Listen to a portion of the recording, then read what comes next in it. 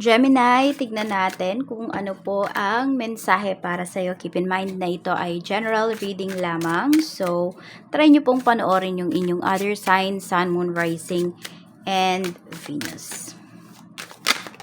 Okay, we have unbothered. So, ito maraming naiinis sa'yo, Gemini. Bakit? Kasi hindi ka affected sa mga nangyayari. No, pwedeng ganito, di mo alam yung mga issues ngayon pagdating sa sa lugar ninyo. Hindi ka updated sa mga balita, no? From social media, Ang iniintindi mo lang talaga dito ngayon is your peace of mind, and marami nga uninterested. So, yun nga. Maraming naiinis sa'yo kasi ganyan ka. Oo. At ito naman po, pwedeng merong tao dito na iniiwasan ka. I don't know, ikaw yung may iniiwasan or iniiwasan ko nung tao na to. Ayan. So, tignan pa natin ano pa yung mensahe. Okay, alam mo kung bakit. Meron dito kasi tayong giving money. May uninterested dito, no? Hindi interesado yung tao na to. Ayan, kasi pwede po na hindi niya nakukuha yung gusto niya pagdating sa'yo. Lalo na ito, pagdating sa usapang pera. Tignan po natin. Ano pa yung mensahe? Mensahe pa po natin. We have sometime in the future.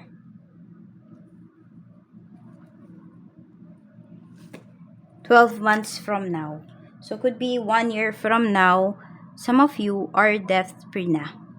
Wala na kayong utang. Or kung sino man yung tao na to na may utang sa inyo, pwedeng mabayaran niya 1 taon pa. So, medyo matagal-tagal pa yung hihintayin po ninyo. Sabi nga, patience, it's not time yet. Parang it's not yet time, sinasabi rito. So, ayun, kung hindi to pagdating sa usapang pera, wag nyo munang kulitin yung taong to. Pero kung ito po ay, may utang talaga sa inyo, ay singilin po ninyo. Wag nyong hayaan na, hintayin ko na lang na magbayad siya. Kasi pwedeng hindi po magbayad yung tao na yan. Kasi, nakakampante siya na, hindi pa kailangan ni Gemini yung pera, hindi mo na ako magbabayad. Kasi hindi mo siya sinisingil. May mga ganun talagang tao. No, na kahit alam nila na meron silang pananagutan sa'yo, hindi sila hindi sila agitated, hindi sila sabi natin, makapalang mukha, ganun, no? Kasi wala silang kusa. Tignan po natin. So, ang paghihintay nyo dito is 12 months from now pa. Kahit ano man yung hinihintay ninyo ngayon, pwedeng hindi pa po siya darating. Your energy, we have the Empress. Yes, marami nga kayong paghihintay talaga na gagawin. Even this week. 10 of Cups. So, some of you, excited na kayong makita yung inyong family. So, pwedeng 12 months pa bago po kayo makauwi. Kung kayo ay nasa ibang bansa, ayan, medyo, matagal-tagal pa ang bubunuin po ninyo. 6 of Wands. Meron ba kayong ate na nakasal dito? Or pwedeng kayo yung ikakasal? Napapag-usapan ba ito? Pwedeng mapag-usapan din siya this week, pero mafe-feel mo na yung person mo hindi pa siya interesado. Bakit? Kasi po pwedeng wala pa siyang ipon. So, pag-usapan nyo po yun, maging open kayo sa isa't isa. Na bakit ba, tanungin mo siya, 'di ba? Bakit ba, some of you pwedeng engaged na kayo pero wala pang date yung kasal. Meron dito, ayan, kayo ay meron ng mga anak, pero hindi pa rin ninyo napapag-usapan to. Be honest with your person, be honest with yourself. Pag-usapan po ninyo, ano ba yung problema? Ano ba yung humahad lang doon? Okay. What you want?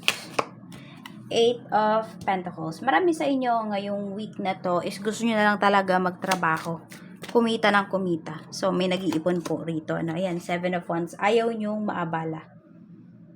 Gusto niyo tuloy-tuloy lang yung trabaho ngayong week.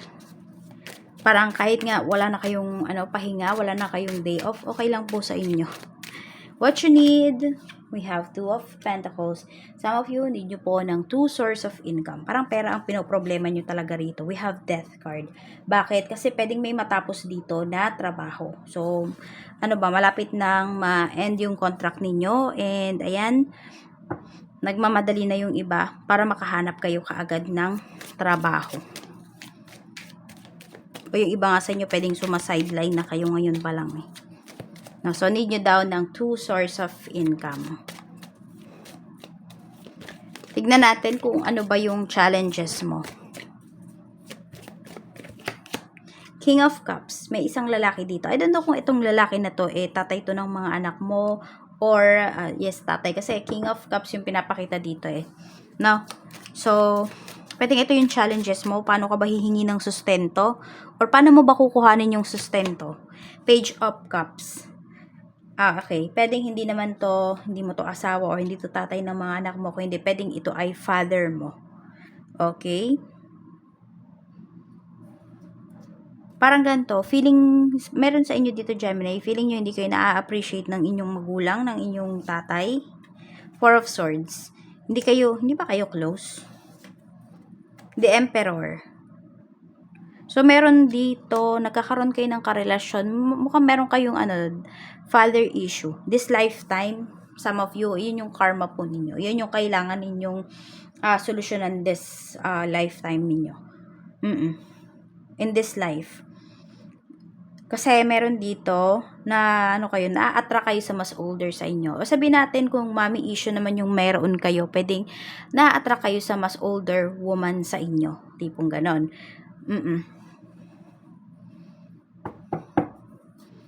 Tingnan natin. So, yun yung challenges ninyo no?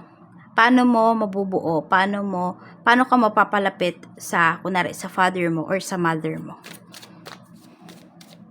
Check natin naman yung blessings na paparating para sa'yo.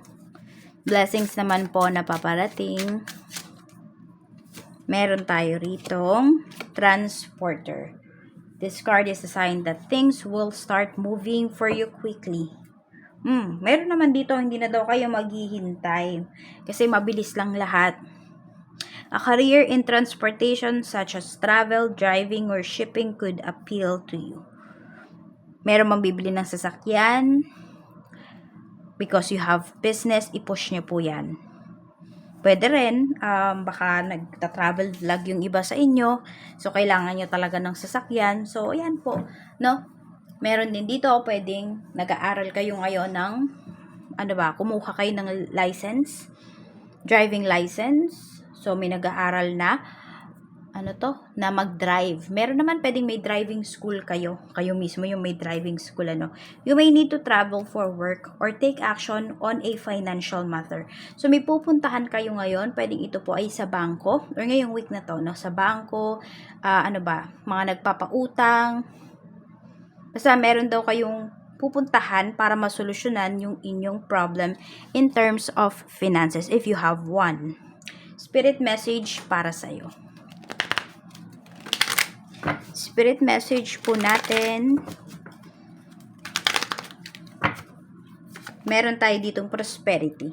Sabi ni Archangel Ariel, your material needs are provided as you follow your intuition and manifest your dreams into reality.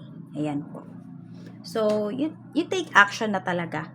No? Kung ano man to, para masolusyonan na yung problem mo in terms of your finances, para ma-attract mo na tong mga, yung abundance na to, yung prosperity na to, kasi para sa'yo talaga to. Hindi ko alam kung may magiging galante sa'yo rito, or pwedeng, dahil ikaw yung pwedeng magkaroon ngayon, ikaw yung magiging galante. Pero tandaan mo, okay, yung mayaman ng tao sa pagtitipid. Kaya, umpisahan mo nang maging matipid. Oo. Kahit yan, matipid ka sa pagdulong, financial na tulong towards sa mga lumalapit sa iyo, sige, tipirin mo na sila. Kasi yung pagtitipid mo na yan sa kanila, ay tulong mo yan sa future mo. Tingnan natin, outcome. Outcome naman po ng week na ito for you. We have Page of Pentacles. So, may nag-a-apply ng work. Ayan po, matatanggap po kayo. We have Ace of Cups. May good news kayo na marireceive. So, very positive. You should take action lang talaga pagdating dito. And this, this week will be prosperous para sa'yo. Ayan. Magiging maganda to. And happy yung heart mo. Hindi lang yung bulsa mo yung happy, even your heart. Claim nyo na yung positive energy na yan. And there will be someone dito na magme-message sa'yo, kukulitin ka. So, yan lang po. Maraming salamat. Gemini, mag-iingat ka. More blessings to come and see you again on my next video.